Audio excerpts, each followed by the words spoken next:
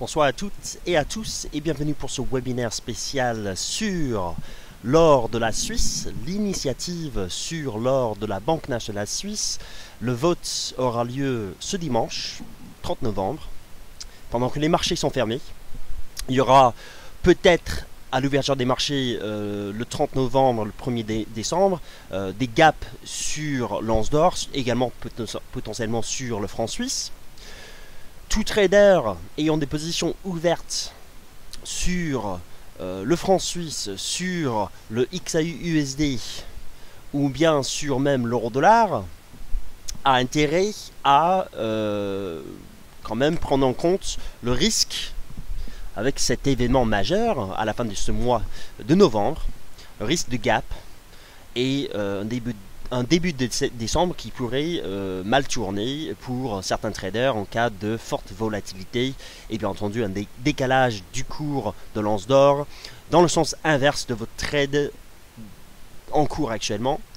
Donc on va ce soir parler de cette initiative concernant l'or de la Suisse. Est-ce réellement un événement qui peut changer radicalement la tendance de l'once d'or? Est-ce que ça peut changer la tendance du franc suisse? Est-ce que le plancher euro-CHF est en risque avec cet événement? Ce sont des questions que tout le monde pose et on va essayer de répondre à ces questions ce soir. Alors, ce webinaire va durer à peu près 40-50 minutes, le temps de traiter tous les actifs et toutes les questions. D'ailleurs, si vous avez des questions, vous avez un chat à droite sur la page, donc la salle de trading en live sur dailyfix.fr. Je vois déjà des commentaires comme quoi le son et l'image sont bons, donc on va continuer ce webinaire. Mais avant cela, avertissement sur les risques liés au trading. Les informations durant ce webinaire sur la BNS ne constituent en aucun cas des conseils d'investissement. Donc lisez bien l'avertissement ici. En gros, les informations ici ont but juste de commenter l'évolution des marchés et les perspectives sur ces marchés, notamment sur le franc suisse et sur l'or. Mais encore une fois, ces informations ne constituent en aucun cas des conseils d'investissement. Donc tout le monde est au courant de cela. Sur notre site, sur notre site dailyfix.fr, site d'analyse, donc pour ceux qui ne connaissent pas ce site, site d'analyse et d'actualité sur le marché d'échange, mais on traite également bien entendu les matières premières, notamment l'once d'or. Eh bien, vous pouvez trouver ce soir la dernière analyse que j'ai rédigée moi-même aujourd'hui sur l'initiative concernant l'or, les réserves d'or de la BNS. Et quand on clique dessus, on découvre pas mal de graphiques qu'on va voir ensemble ce soir. Et je vais donc parler en gros de ce que je dis dans cette analyse. Je vais vous partager justement mon sentiment personnel concernant cette initiative concernant l'or de la Suisse. Et on va évoquer des scénarios possibles sur les marchés en fonction du vote, oui ou non. Alors déjà, qu'est-ce que c'est cette initiative? Pour ceux qui ne connaissent pas encore cet événement, parce que bon, on en parle depuis un mois, mais en fait tout le monde, enfin les opérateurs sont au courant de cette initiative depuis longtemps. Quand on regarde le site officiel donc du vote populaire sauver l'or de la Suisse, ce vote ce dimanche a trois buts. Faire cesser les ventes d'or de la Banque nationale suisse. Alors la Banque nationale suisse vend ses réserves d'or depuis longtemps.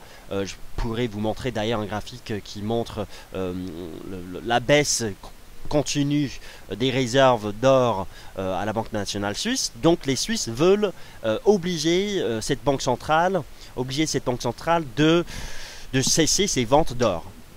Et ensuite, le peuple suisse veut également rapatrier toutes les réserves d'or détenues à l'étranger, notamment en Angleterre. Je pense qu'il y a une part importante détenue en Angleterre, mais également au Canada. Donc les Suisses veulent rapatrier toutes les réserves d'or Et ensuite, on veut obliger la BNS d'augmenter ses réserves d'or à 20%. Alors 20% par rapport à quoi? On va regarder cela. J'ai préparé moi-même des graphiques que l'on va découvrir maintenant. Quand vous allez sur le site de la BNS, vous pouvez télécharger les données concernant les actifs et enfin l'actif et le passif du bilan de la BNS. Alors, ce premier graphique que vous avez devant vous ici, je vais donc ici là, je vais élargir le graphique pour que tout le monde puisse voir concrètement. Ici, voilà. Alors, il s'agit du bilan en vert ici. Du bilan de la BNS, de la Banque Centrale Nationale, Banque Centrale de Suisse, excuse-moi. Ici, la courbe rouge, il s'agit des réserves de devises qui augmentent fortement depuis 2009, mais également depuis 2011 avec la mise en place du plancher Euro-CHF. Pendant cette augmentation des réserves de devises, on constate une baisse dans cette courbe bleue des réserves en or. Donc la Banque nationale suisse vend ses réserves d'or depuis 2007 alors que le marché de l'or, enfin le prix de l'or augmentait radicalement quand même durant cette période-là entre 2007 et 2011. Et voilà, donc le peuple suisse n'est pas très content avec la politique de la BNS parce que justement, la Banque centrale vendait ses réserves d'or alors que le prix de l'or s'appréciait radicalement entre 2007 et 2011. Et l'année dernière, avec la chute de l'or, la BNS a fait une perte totale. On peut donc regarder ici les performances des placements de la BNS. Ça, avec la chute de l'once d'or l'année dernière, une baisse de 30%, la BNS a fait l'année dernière une perte sèche sur l'année 2013. Alors il faut dire que la BNS, quand elle réalise des gains, une performance positive sur l'année, eh bien une part de ces gains est versé vers les 26 cantons suisses. Inutile de vous dire que lorsque la BNS fait une perte, comme l'année dernière, les cantons suisses ne reçoivent rien. Donc là, en fait, c'est la perte de la BNS l'année dernière qui joue un petit peu sur le sentiment populaire du peuple suisse. Donc ici, total en francs, moins 2,2% au niveau ça c'est donc les réserves en or. Donc voilà, la performance parmi chaque actif, et on voit quand même moins 30% pour les réserves d'or l'année dernière.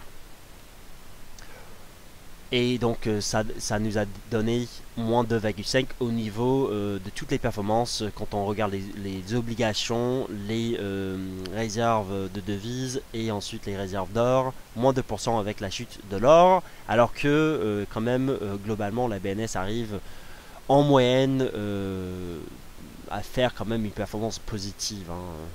Voilà. Bon.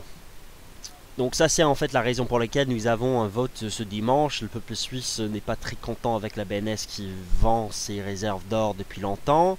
Au-delà des performances de court terme, avec la perte de l'année dernière, et au-delà du fait que voilà, le prix de l'or montait en flèche entre 2007 et 2011, alors que la BNS vendait ses réserves d'or, eh bien il faut dire également que le peuple suisse considère que stocker, détenir de l'or, c'est quand même quelque chose dans le temps qui protège un petit peu l'économie suisse.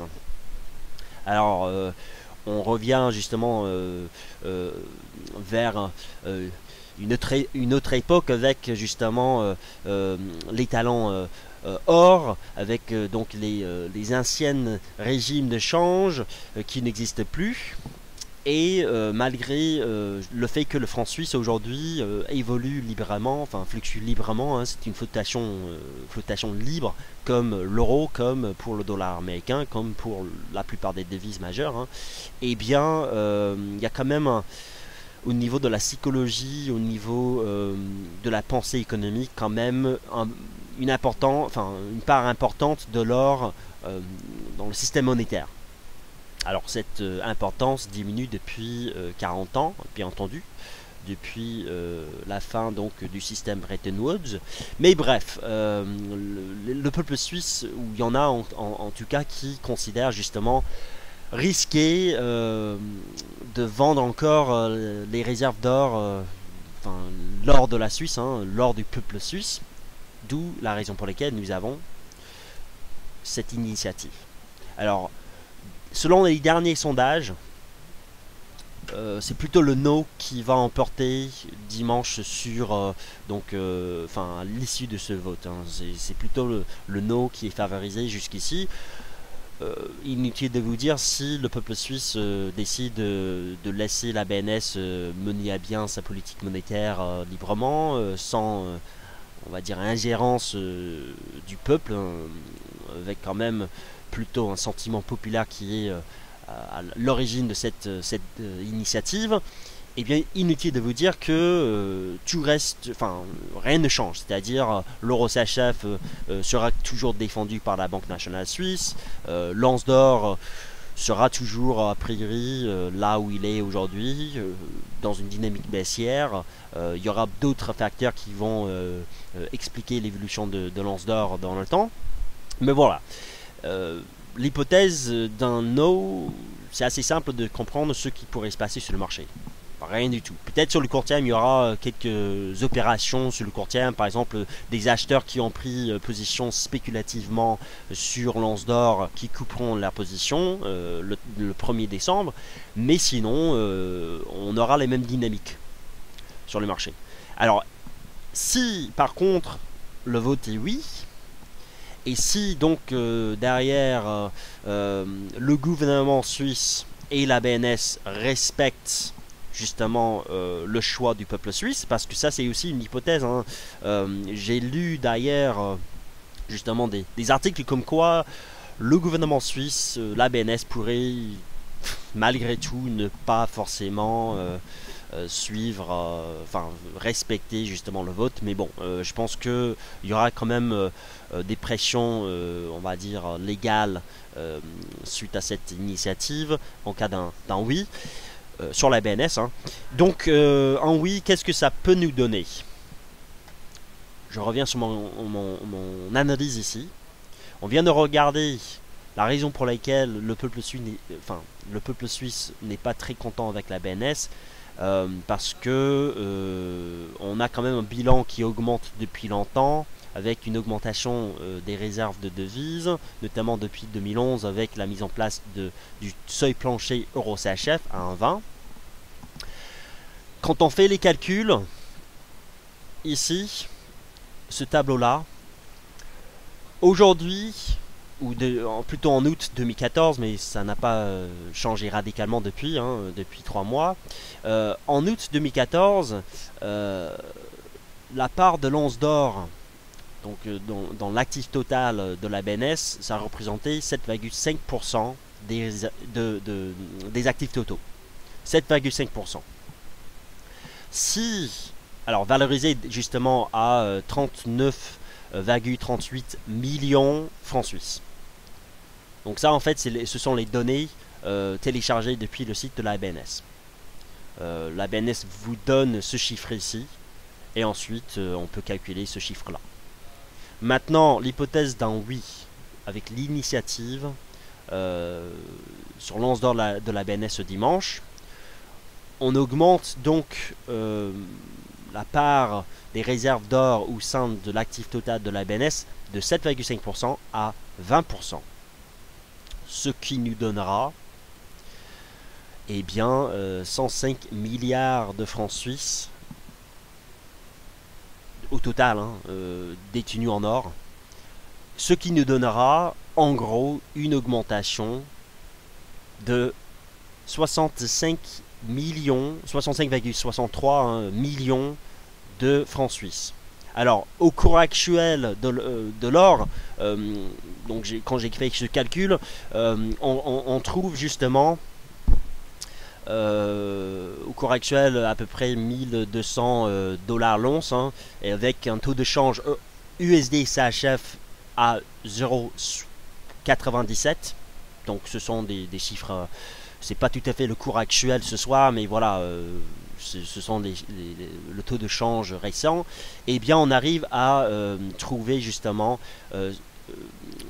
les réserves d'or aujourd'hui détenues par la BNS à 1040 tonnes. Excuse-moi, donc ça c'est une faute ici, le CHF c'est plutôt tonnes, donc ici, réserve tonnes. Donc aujourd'hui la BNS détient 1040 tonnes d'or. Ce chiffre d'ailleurs que j'ai calculé moi-même est justement validé par le Conseil mondial de l'or, donc les calculs ici sont jusqu'ici bons. On vient de dire donc avec une augmentation à 20% des réserves d'or, on aura besoin de dépenser, donc la Banque nationale suisse aura besoin de dépenser 65 millions de francs suisses. Ce qui nous donne, encore une fois, avec une once d'or à 1200, avec un cours USD CHF à 0,97, ce qui nous donne en gros 53, alors c'est 53 millions d'onces d'or achetées. Et quand on fait la conversion d'onces d'or à tonnes, on retrouve une demande potentielle avec l'augmentation des réserves d'or à 1650 tonnes. 1650 tonnes que la BNS aurait à acheter sur 5 ans. Donc attention, ce ne sera pas le jour ou le lendemain, avec un vote oui, la BNS achète 1650 tonnes. Ce sera en fait sur 5 années. Donc déjà, il faudra en fait prendre cela en compte. Est-ce que 1650 tonnes sur 5 années, est-ce que cela peut impacter le marché de l'or? Alors déjà, je reviens sur ce chiffre ici que j'ai calculé moi-même, 1650 tonnes. J'ai vu plusieurs estimations, si vous regardez un petit peu les articles Reuters ou autres, les estimations s'établissent entre 1500 et 1700. Donc mon calcul, il est au milieu de cette fourchette-là. Bien entendu, 1500, c'est plutôt le chiffre en fait que j'ai vu le plus dans des articles Reuters ou autres sur l'internet. 1500, c'est encore moins que moi-même j'ai calculé. Donc on peut quand même faire une hypothèse, peut-être 1650, c'est quand même optimiste ou surestimé, mais en tout cas ce sont des chiffres que j'ai moi-même calculés. D'ailleurs, si vous souhaitez vérifier ces calculs ici, je les ai fait dans cette base Excel. Je pourrais justement mettre cette base Excel à votre disposition à la fin de ce webinaire. Je mettrai cela sur le forum de dailyfix.fr et je vous enverrai le lien dans cette vidéo plus tard. Dans tous les cas, ici les calculs sont là. Alors je vais justement changer cela rapidement. Voilà, donc 1040 tonnes aujourd'hui détenues par la Banque nationale suisse, chiffre déjà validé par le Conseil mondial de l'or, et on retrouve donc une demande potentielle avec bien entendu une once d'or, encore une fois, à l'hypothèse, hein, le XAUUSD est égal à 1200 USD, ce qui est plus ou moins le cours actuel, et USD CHF est égal à 0,97 CHF. Donc ce sont les hypothèses que j'ai utilisées pour calculer ces chiffres ici. Et on retrouve donc une demande potentielle de 1650 tonnes.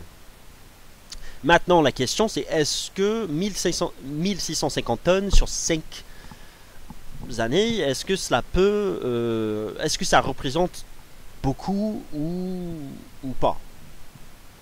Pour répondre à cette question, il faut plutôt regarder justement au niveau de la demande et de l'offre sur le marché.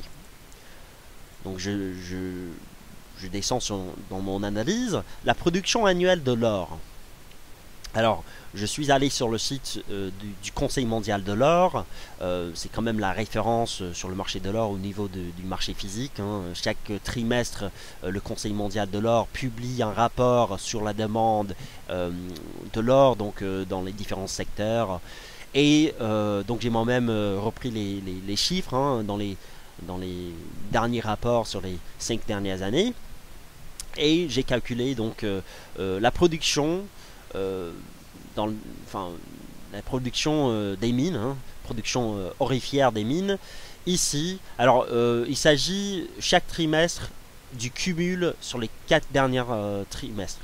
C'est-à-dire que je calcule, par exemple, à la fin du troisième trimestre 2014, c'était justement le dernier rapport, je calcule donc pour cette période ici, le quatrième trimestre 2013, le premier trimestre 2014, deuxième trimestre 2014 et le troisième trimestre 2014. Ce qui nous donne de septembre 2013 à septembre 2014, un an, 12 mois. Donc chaque barre ici représente un an, enfin l'année, enfin les derniers 12 mois. Voilà, les derniers 12 mois. Et donc j'ai une production glissante sur 4 trimestres.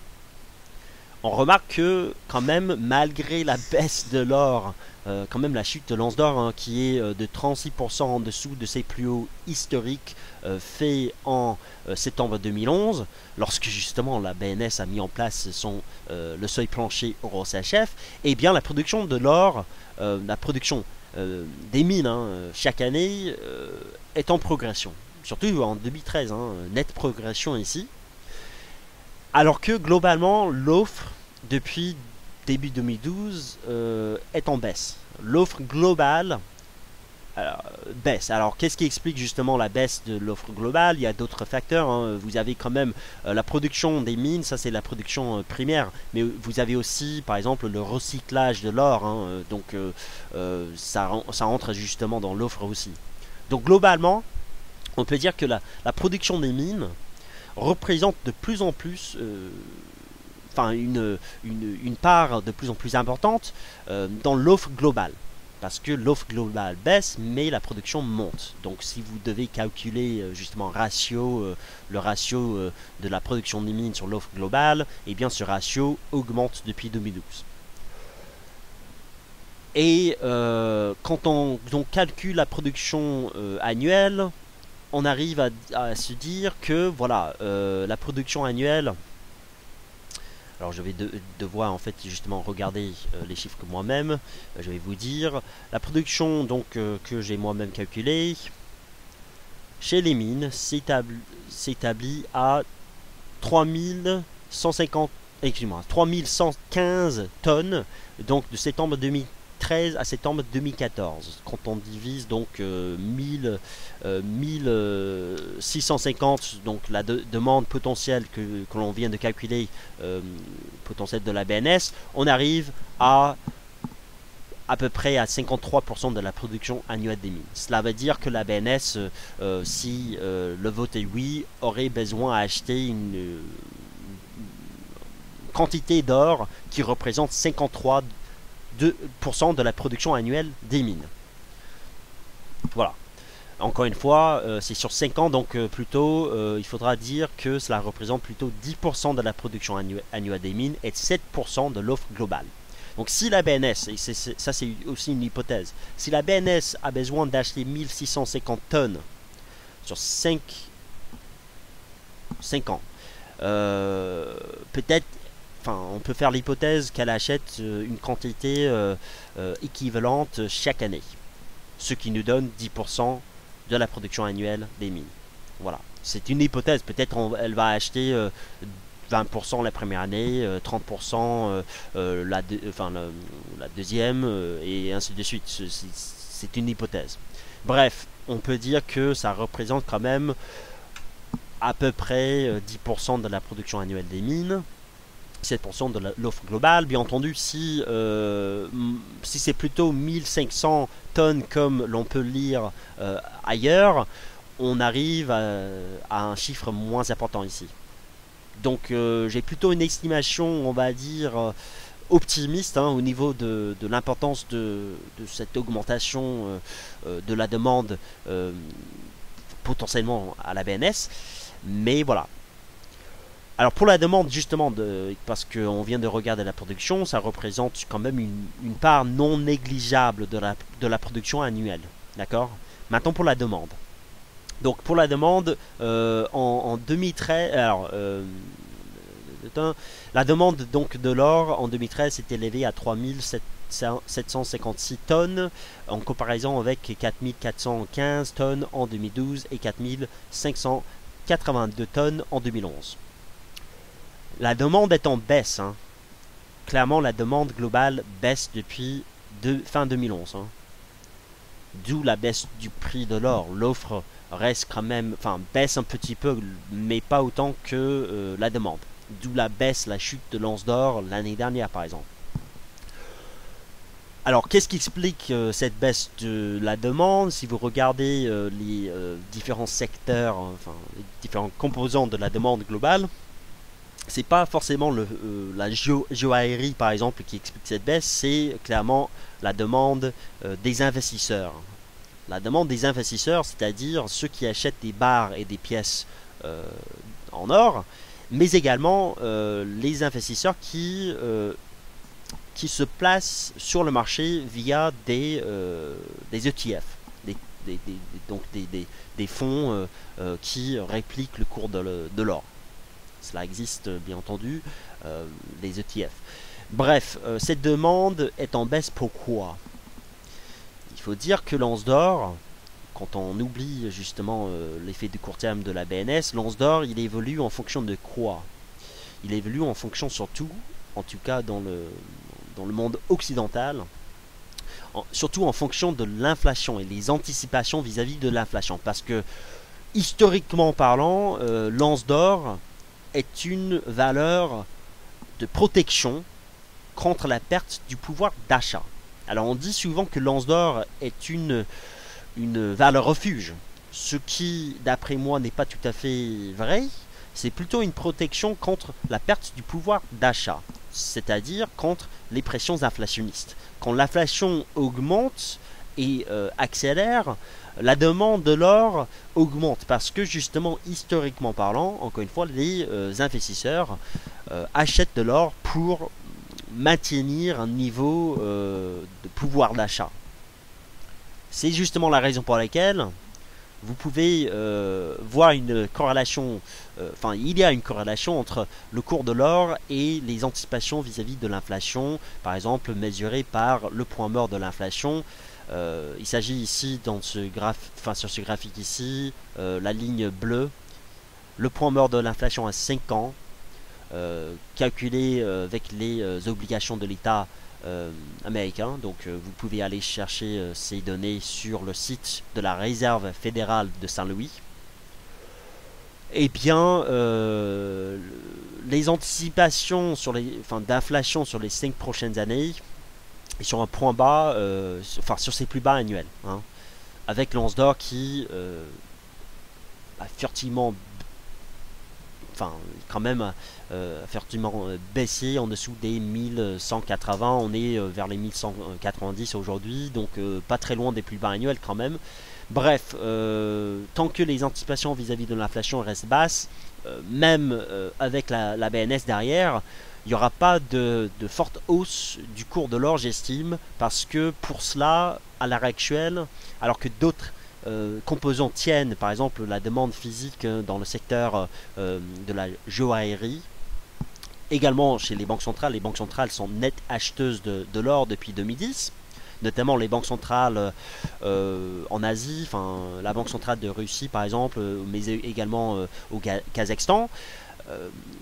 Pour que l'or monte, le cours de l'or, j'estime qu'il faudra que la demande chez les investisseurs change, c'est-à-dire cette demande monte, parce que cette demande baisse depuis 2011, avec la baisse des anticipations en matière d'inflation.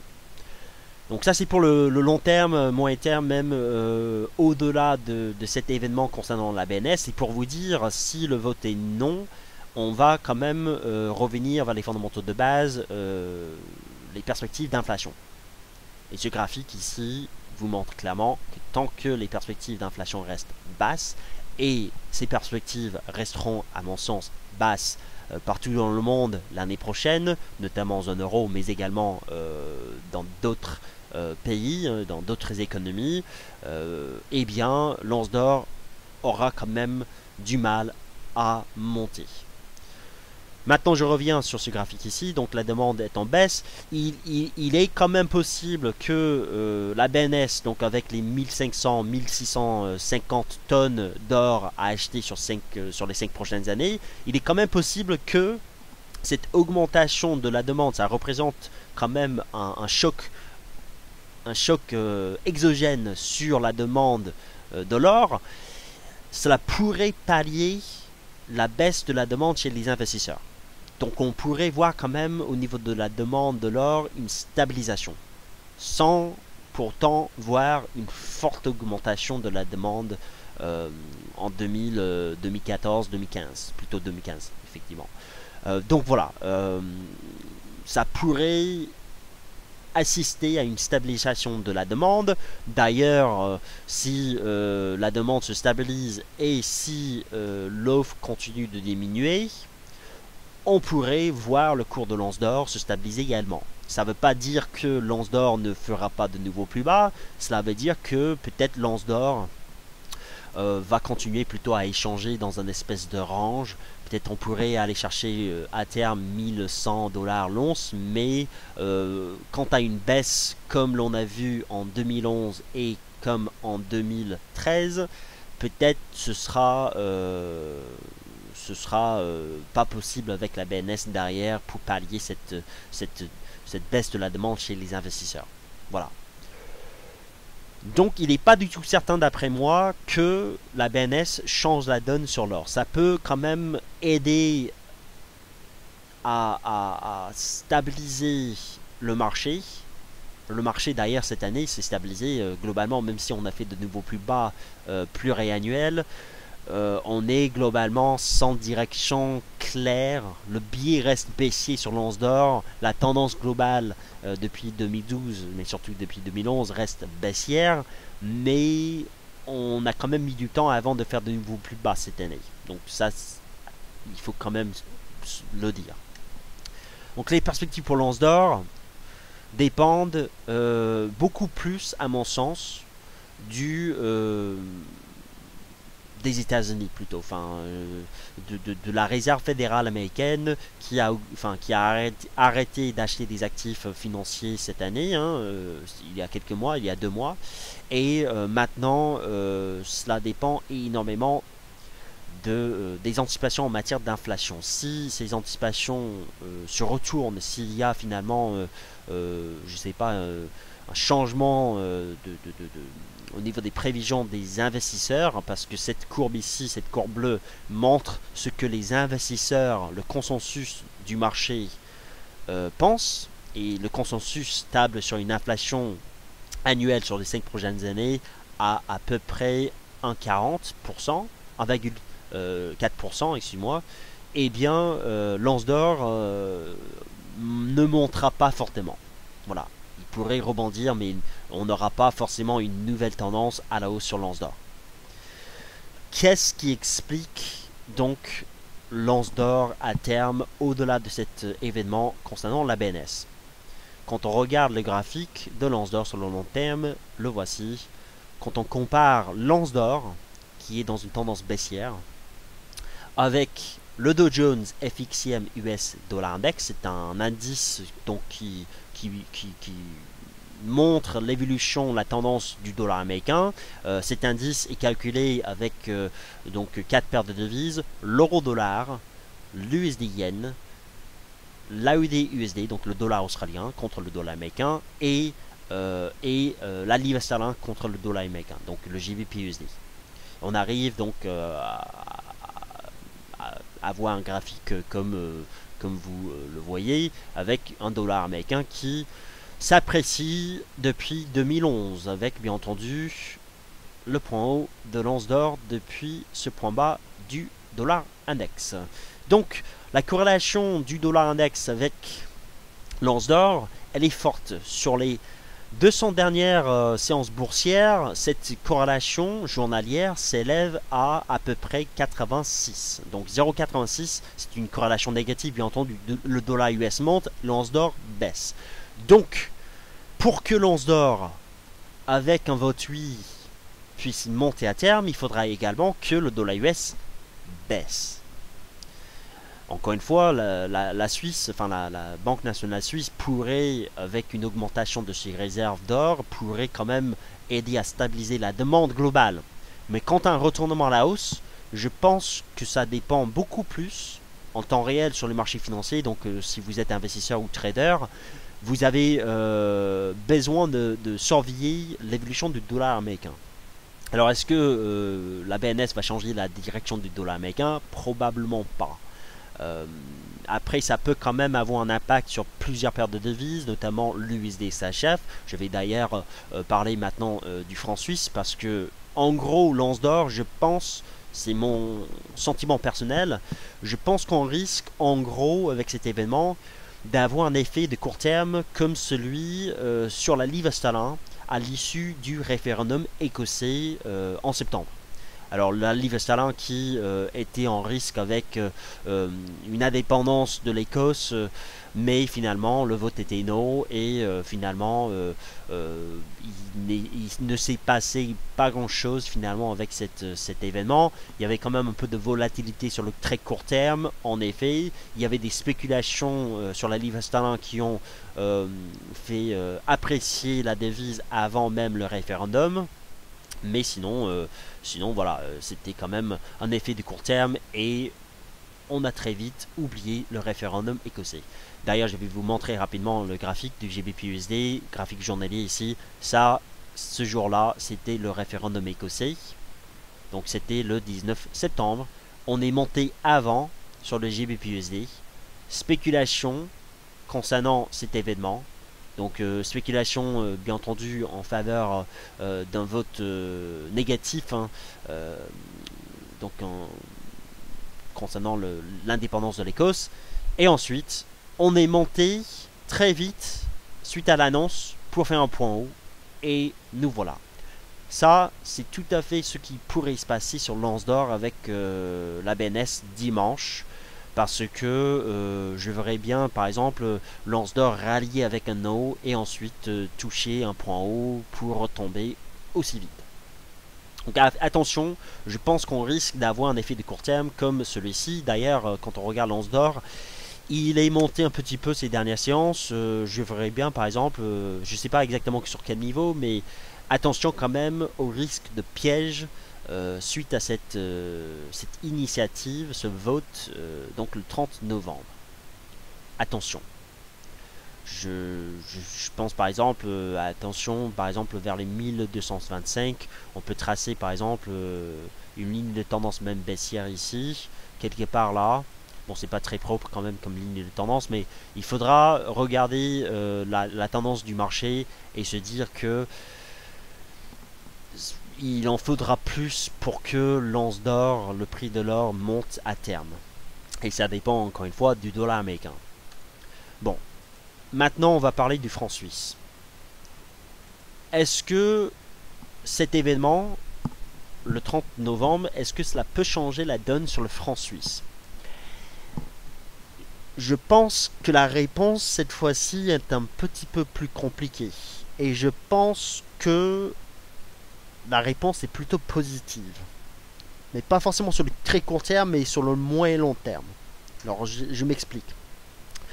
La Banque nationale suisse a une politique donc de taux plancher sur la paire euro-CHF. Tout le monde le sait, hein, depuis septembre 2011, l'euro-CHF ne peut pas baisser en dessous des 1,20 CHF parce que la Banque nationale suisse intervient sur le marché pour acheter des euros et donc pour faire déprécier le franc suisse contre l'euro.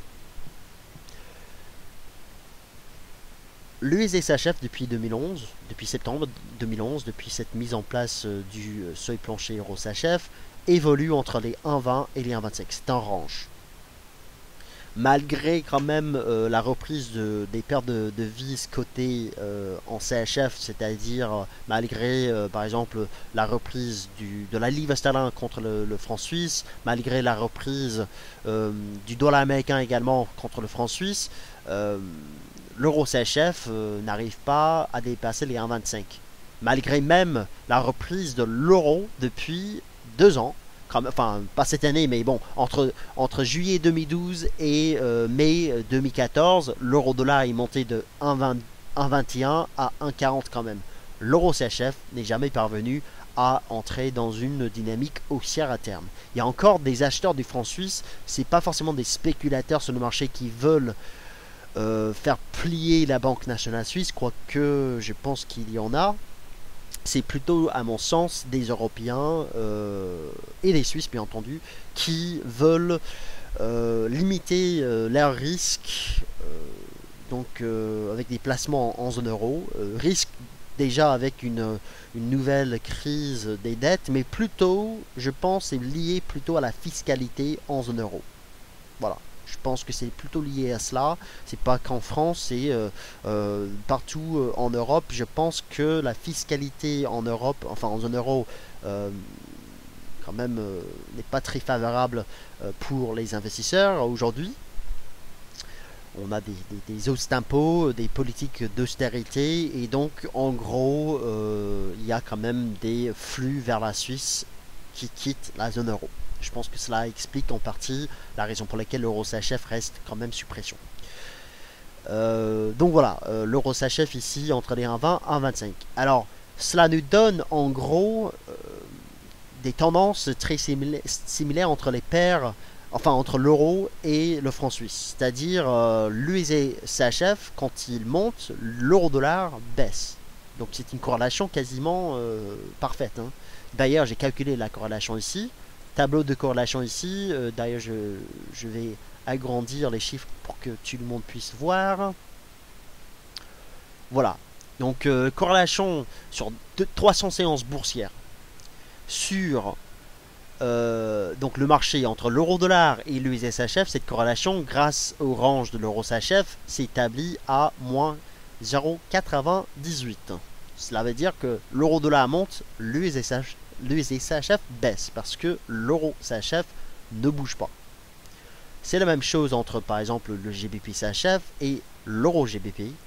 La corrélation c'est quasiment moins 0,98 également. AUD-CHF avec l'euro-AUD, c'est la même chose. Toutes les paires en euros sont inversement corrélées à toutes les paires en CHF. Parce que l'euro-CHF ne bouge pas. Vous remarquerez également qu'il y a quand même une corrélation positive entre l'euro-dollar et l'once d'or à 69,5 ici.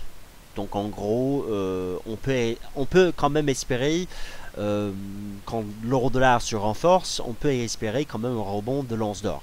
En moyenne, c'est pas une corrélation parfaite. Hein. Cela veut dire que, et je reviens donc sur l'initiative sur la BNS, si le vote est oui, qu'est-ce qui va se passer? La BNS aurait besoin d'acheter de l'or sur le marché, mais comment est-ce qu'elle va faire? Il faut quand même dépenser quelque chose, notamment des francs suisses. Mais au lieu de dépenser des francs suisses, je pense qu'elle va diminuer justement ses réserves de devises.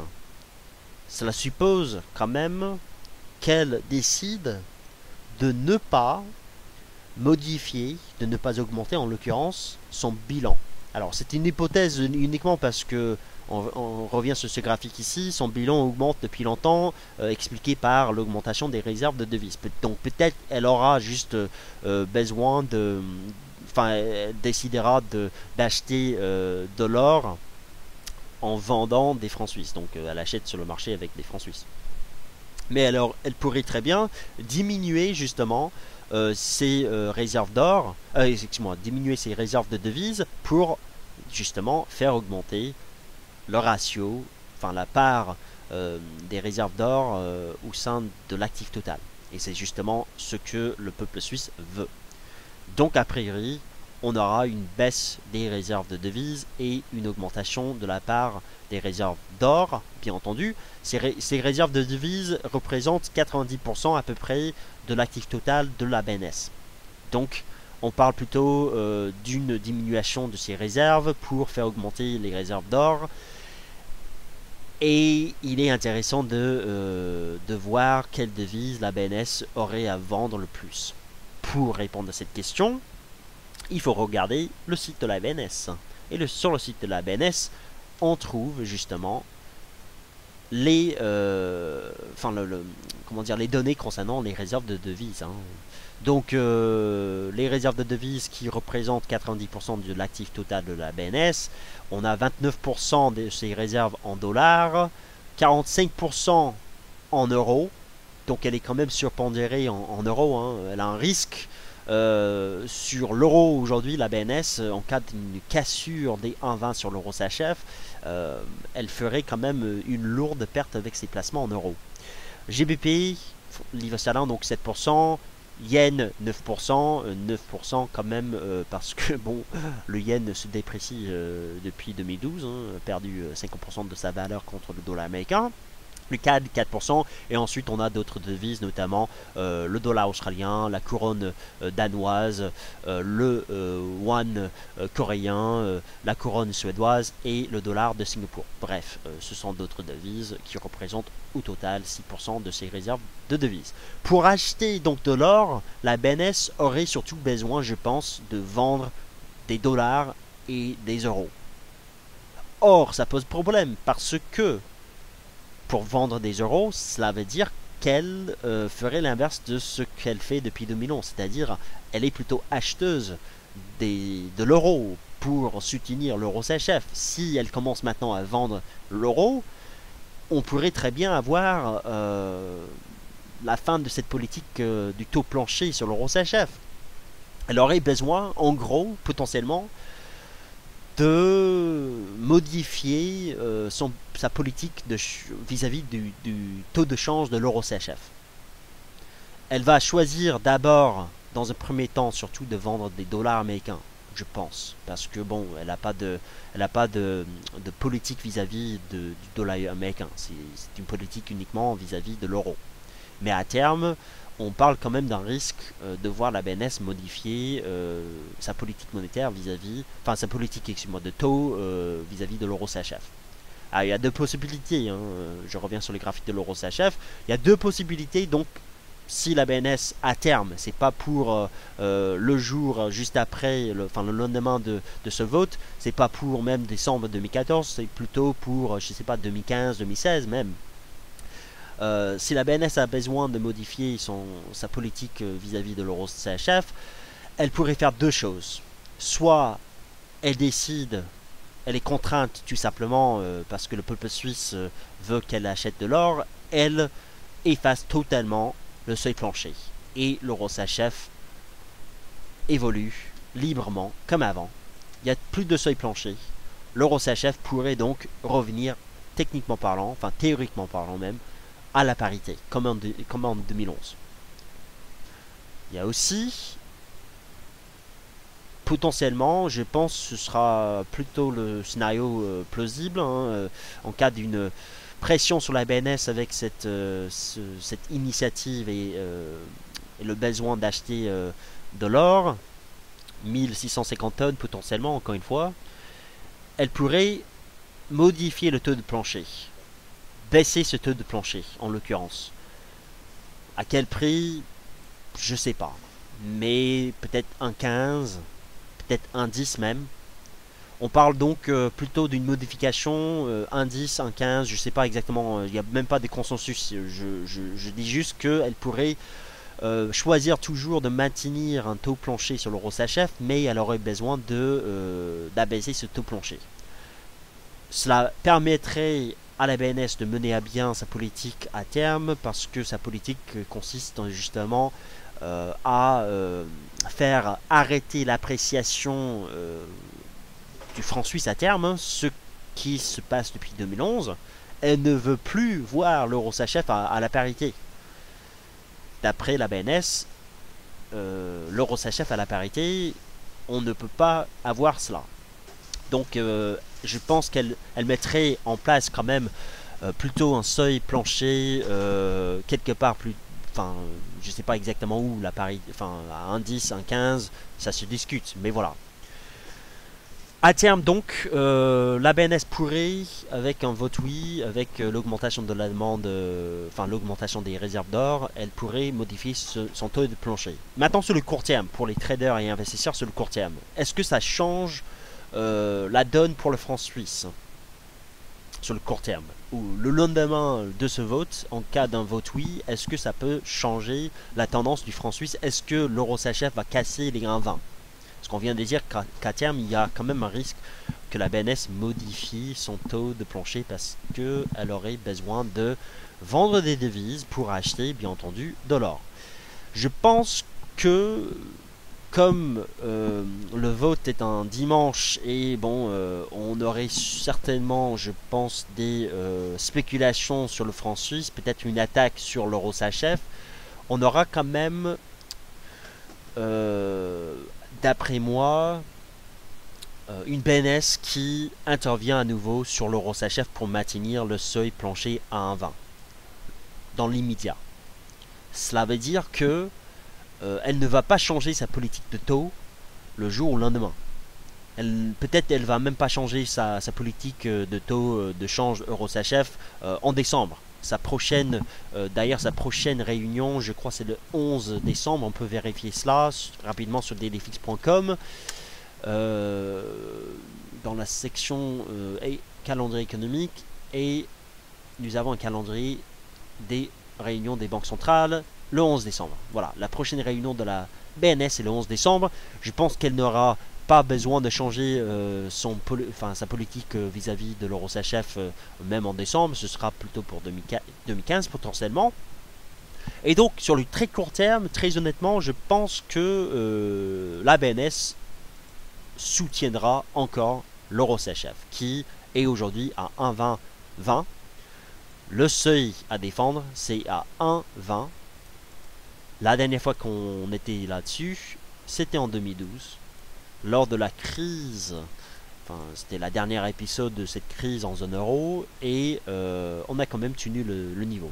Alors en bid quand même, on avait quand même des prix en dessous des 1,20, donc attention, si vous êtes placé sur l'euro SHF, sachez que il y aurait potentiellement une attaque sur l'euro SHF de la part des spéculateurs sur le marché suite à cette initiative, ce vote. Et on pourrait très bien, alors que voilà, c'est un dimanche quand même, avoir une ouverture, c'est-à-dire un gap sur l'euro SHF en dessous des 1,20. Faites donc attention, si vous avez des positions sur l'euro SHF, vous pensez voilà la BNS est là, donc j'ai aucun risque, j'ai pas de souci. Vous avez quand même un risque de voir l'euro SHF ouvrir en dessous des 1,20 dimanche donc soir le 30 novembre, et ce avant que la BNS n'intervienne sur le marché. Cela veut dire que par exemple, hypothèse, le 30 novembre à l'ouverture du marché d'échange, l'euro SHF gap à la baisse et ouvre à peu près vers les 1,1970 par exemple. C'est une hypothèse uniquement. 30 points en dessous du seuil des 1,20.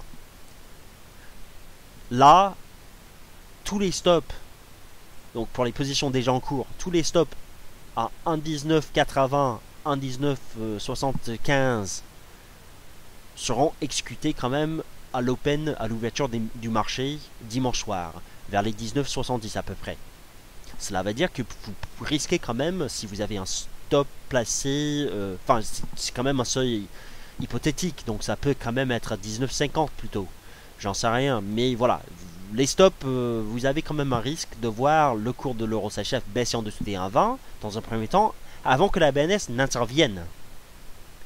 Faites donc attention, parce que si vous êtes placé sur l'euro SHF aujourd'hui, et si vous gardez votre position demain soir à l'ouverture, à la fermeture plutôt des marchés, vous aurez quand même un risque dimanche de voir votre position potentiellement coupée en perte à l'ouverture des marchés, avec une perte plus lourde qu'anticipée.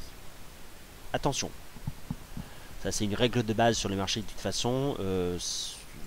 Le premier prix coté, ce sera en fait le prix auquel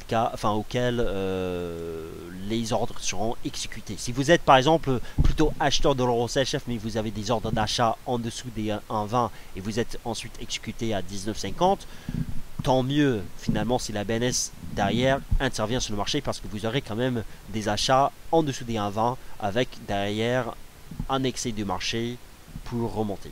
Le mieux, d'après moi, c'est de ne pas avoir une position ouverte ce week-end. Vous avez le temps sur l'euro CHF de vous placer pour trader ce seuil plancher de l'euro CHF. Vous avez le temps. C'est-à-dire que je préfère voir par exemple tout à fait dimanche soir une attaque sur l'euro CHF et ensuite la BNS intervenir et ensuite là une fois que la BNS intervient vous avez le cours qui revient au-dessus des 1,20. Là vous pourrez par exemple vous placer à l'achat sur l'euro CHF avec beaucoup plus de certitude. Lorsque le marché aurait tout simplement sorti tous les acheteurs, tous les spéculateurs. Voilà. Bref, ça c'est sur le court terme, vous avez un risque en fait sur l'euro CHF, mais ce risque, et sur l'Once d'or également, ce risque n'est pas uniquement sur l'euro CHF. On vient de dire que puisque l'euro CHF évolue entre les 1,25 et les 1,20, il y a une corrélation positive entre les paires en CHF avec les paires en euros. L'USD CHF ici, ça nous donne quoi? Ça nous donne la tendance inverse sur l'euro-dollar. Cela veut dire que si il y a un événement sur le franc suisse, cela va impacter toutes les paires en franc suisse, donc l'USD CHF, le GBP CHF, l'AUD CHF, le NZD CHF, ainsi de suite. Ça va également impacter l'euro-dollar, l'euro GBP, l'euro AUD, l'euro yen, ainsi de suite. Attention donc si vous avez des positions sur l'euro-dollar, parce que on pourrait quand même avoir un changement de tendance si par exemple le franc suisse est acheté avec un vote oui. Je reviens sur le USD-CHF. Si le vote est oui, et donc si derrière, vu que la BNS aurait besoin d'acheter de l'or, elle aurait donc besoin de vendre des réserves de change, et on vient de voir que le dollar US représente 29% de ses réserves de change, eh bien je pense que le USD-CHF risquera de baisser. Le franc suisse va s'apprécier contre le dollar américain. Ça nous donne quoi? Ça nous donne un rebond de l'euro-dollar, mécaniquement parlant. Enfin, donc voilà, vous avez quand même un risque sur ces paires de devises également. D'ailleurs, j'ai préparé un graphique, les scénarios sur l'euro-dollar et sur le USD-CHF en fonction du vote. Vote no. Les tendances restent les mêmes, l'USD-CHF pourrait à terme remonter pour faire de nouveau plus haut. Cela nous donne une cassure des plus bas sur l'euro-dollar. Donc le vote no, a priori, la tendance reste la même. Sur l'euro-dollar, les fondamentaux restent les mêmes. Banque centrale européenne qui assouplit sa politique monétaire. Le dollar US qui se renforce parce que les perspectives vis-à-vis de la Fed plaident en faveur plutôt d'un relèvement des taux d'intérêt de l'année prochaine. Ce sera à voir justement en 2015. Et donc l'euro-dollar pourrait casser ses plus bas avec le USD-CHF qui revient pour faire de nouveau plus haut. La tendance reste donc la même et les fondamentaux ne changent pas. Maintenant un vote oui en faveur, encore une fois, d'une augmentation des réserves de l'or à la BNS. Et bien là on risquera d'avoir une cassure baissière sur l'USD-CHF en dessous des 95,50 CHF. C'est un support quand même qu'on tient depuis la cassure à la hausse ici. C'est un support en novembre ici. Cassure à la baisse ici à 95,50. Ça nous donne quoi? 1 euro-dollar au-dessus des 1,26 et certainement je pense au-dessus des 1,2620 avec une reprise, d'où le oui ici et d'où le oui en bas ici. Faites donc attention parce que surtout en fait on parle quand même d'un événement qui pourrait nous donner à l'ouverture du marché, encore une fois dimanche soir, lundi matin, je sais pas, un gap de 100 points, 100 pips sur l'euro-dollar par exemple. C'est tout à fait possible qu'un événement comme ce vote sur la BNS entraîne une volatilité à l'ouverture des marchés avec un gap de 100 pips. Ça me semble un peu trop, mais quand même, face à un tel risque, il ne faut pas sous-estimer cette probabilité quand même. J'ai déjà vu l'euro-dollar gapper à la baisse de 150 pips avec par exemple un événement concernant Chypre. Alors que Chypre en fait ce n'est pas du tout important. Mais bon, c'est toujours possible à l'ouverture du marché. Surtout l'ouverture du marché, c'est là où on a un marché illiquide. Et donc on peut avoir quand même un décalage assez fort sur le marché d'échange. Donc attention, les scénarios sont là, les seuils à suivre, de toute façon, même sans la BNS, l'euro-dollar tendance baissière, on vient de tester cette ligne de tendance ici, le SHF n'a pas encore testé la sienne, tendance haussière bien entendu, la poursuite de cette tendance sur le dollar américain et donc sur l'euro-dollar à la baisse et le SHF à la hausse, ça dépend d'un vote non ce dimanche. Encore une fois, d'après les derniers sondages, le vote sera plutôt non, mais on ne sait jamais. Il y a quelques semaines, il y avait quand même plutôt un sondage plutôt une probabilité favorable à un oui. Maintenant, c'est plutôt non. Donc on verra bien. Donc je viens de parler de l'or. Encore une fois, je reste sceptique quant à la possibilité que cet événement change la donne pour l'once d'or. On vient de dire que l'once d'or pourrait toutefois se stabiliser avec une stabilisation de la demande en cas d'un vote oui à terme, mais la tendance de l'or dépend beaucoup plus du dollar américain.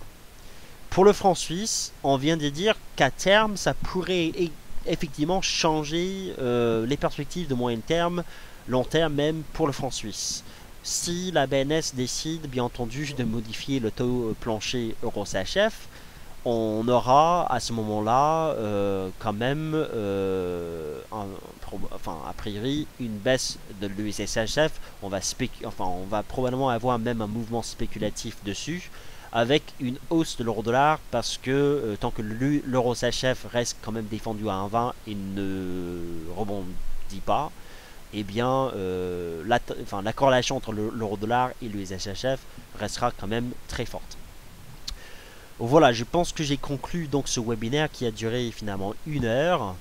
Je vous remercie de votre présence ce soir. Encore une fois, vous pouvez trouver sur notre site mon article sur l'once d'or, ici.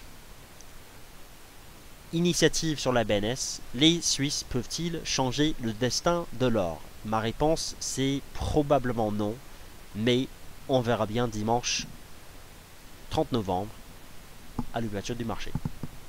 Merci, à bientôt sur Dailyfix et bon trade à tous. Maintenant pour les questions, je vais répondre aux questions. Bon, j'ai pas regardé les questions durant le webinaire, je vais regarder rapidement les questions. Qui contrôle l'émission des ETF et qui peuvent... Alors, la question c'est la suivante, excuse-moi. Qui contrôle l'émission des ETF et peuvent-ils en émettre d'une façon illimitée? Alors, le contrôle de l'émission des ETF, en fait, il y a des sociétés boursières qui ont des fonds qui permettent d'établir des ETF.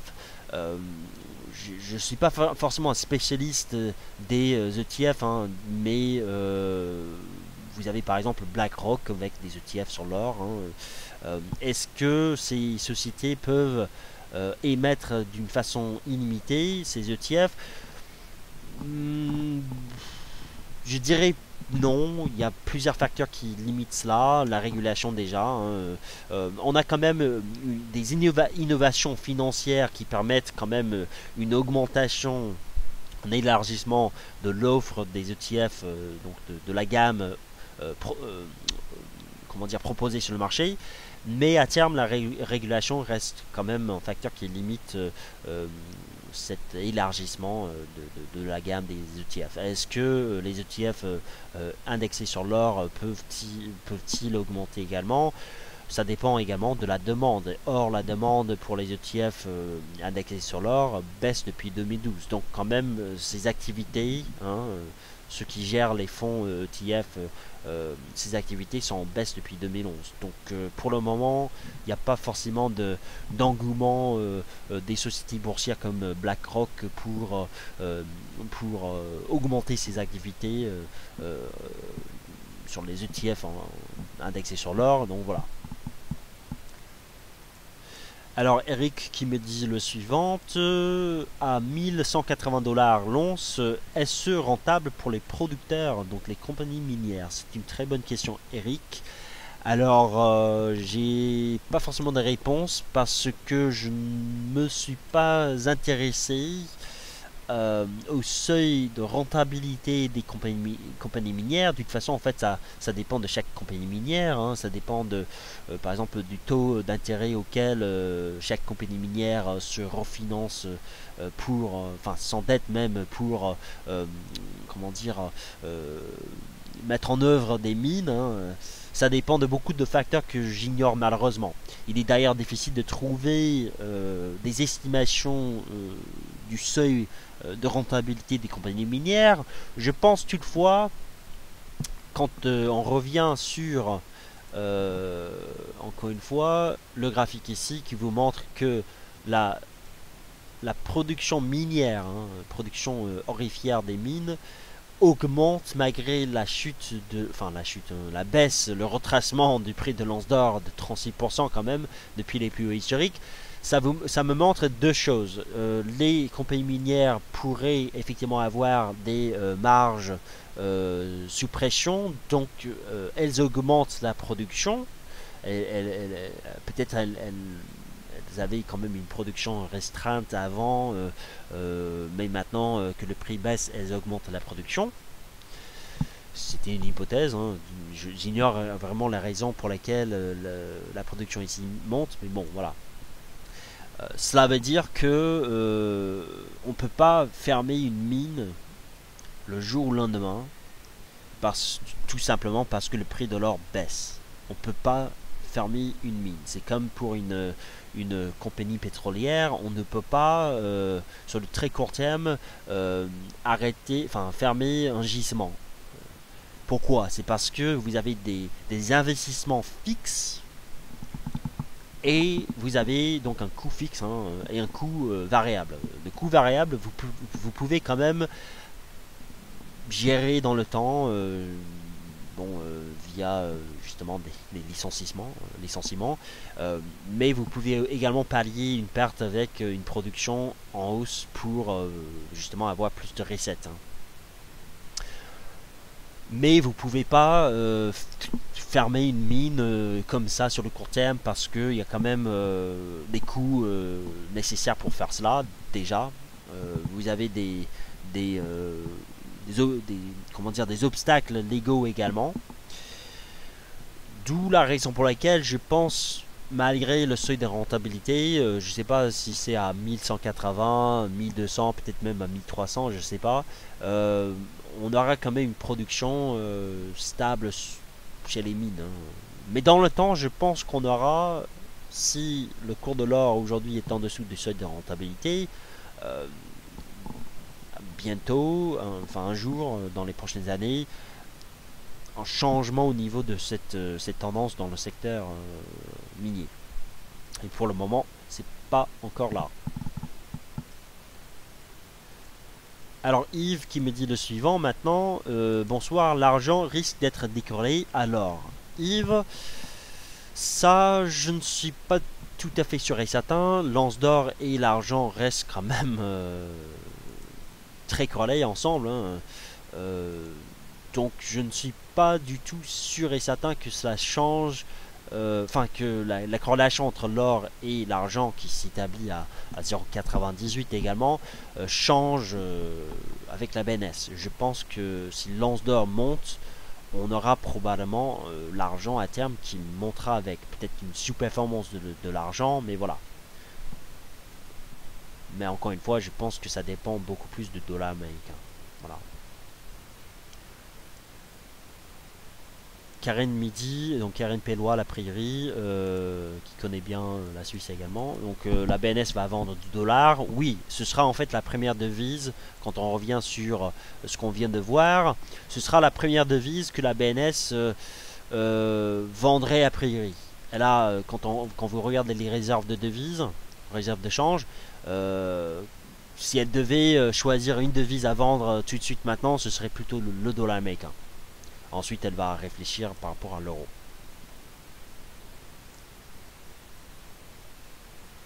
Voilà, donc je vais arrêter là parce que je vois pas forcément de questions. Ah aussi, je vois une question. Donc visiteur, dans quelle news sera-t-on le plus vite au courant s'il y avait un changement du seuil des 1,20 visiteur, en fait, vous avez surtout des réseaux sociaux comme Twitter. Twitter, pour les investisseurs, reste quand même un sacré outil. Et d'ailleurs, vous pouvez suivre ces annonces en temps réel dans notre section sur le site delefix.fr, Real Time News, donc le news en temps réel, notre flux. Vous avez un compte Twitter Delefix qui publie quasiment en temps réel les statistiques macroéconomiques tout au long de la journée. Et donc si jamais il y a un changement du seuil euro-CHF, ce serait surtout ici qu'on pourrait trouver des informations.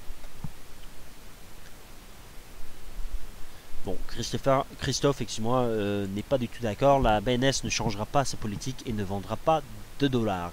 Alors, si le vote est non, d'après moi, après, si le vote est oui, il y aurait quand même des contraintes sur la BNS, hein, Christophe. Donc, si vous me dites qu'elle ne vendra pas de dollars, eh bien, je sais pas de quelle devise elle vendrait à ce moment-là.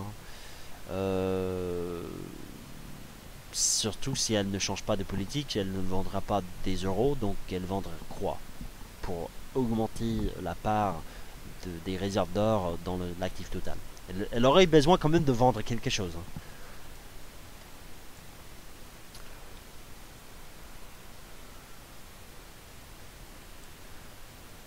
Christophe qui me dit le suivant: l'application d'un texte suite à une votation prend au moins 2 ans, donc la politique ne changera pas dans les prochains mois.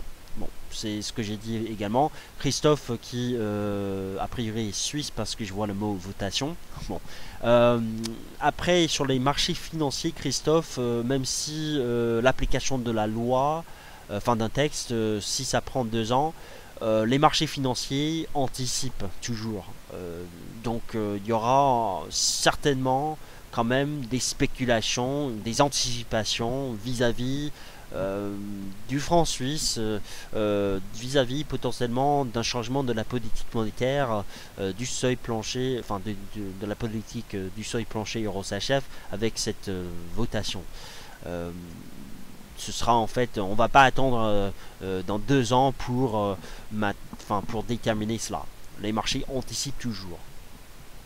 La question c'est est-ce que ces anticipations sont suffisantes pour changer la donne. Ça c'est plutôt une question dont la réponse est certainement à discuter, à débattre. Bon, sur ce, il est donc 20h20. Je pense que j'ai tout dit. La BNS, donc, ce dimanche sera surveillée. Enfin, Lance d'Or et l'Euro-CHF. Encore une fois, je pense que ce sera plutôt un événement comme le référendum écossais. Donc, ne pensez pas surtout que ça va changer radicalement la donne pour Lance d'Or. C'est surtout des sites, qui vous vendent de l'or, qui vous disent cela. Enfin, voilà, il faut le dire. Donc attention, ne surestimez pas les perspectives d'un grand événement, avec de fortes tendances suite à cette annonce. Ce sera peut-être juste un effet de court terme et ensuite on regardera d'autres événements au début de décembre, notamment la BCE et bien entendu les NFP au début de décembre, la semaine prochaine. Sur ce, je vous souhaite donc une très bonne séance. Merci encore une fois d'être présent ce soir. C'était un plaisir de parler de la BNS et de l'or avec vous. Si vous avez des questions concernant cette vidéo, concernant le franc suisse sur l'or, eh bien vous pouvez me retrouver sur le site delefix.fr dans la section ici, forum. Vous avez un forum et vous pouvez me poser vos questions concernant l'euro-CHF ici dans le fil dédié, la discussion dédiée à cette paire de devises. Je vous passe d'ailleurs le lien via le chat maintenant pour les discussions sur l'euro-CHF. Merci à tous, bon trade et bonne soirée.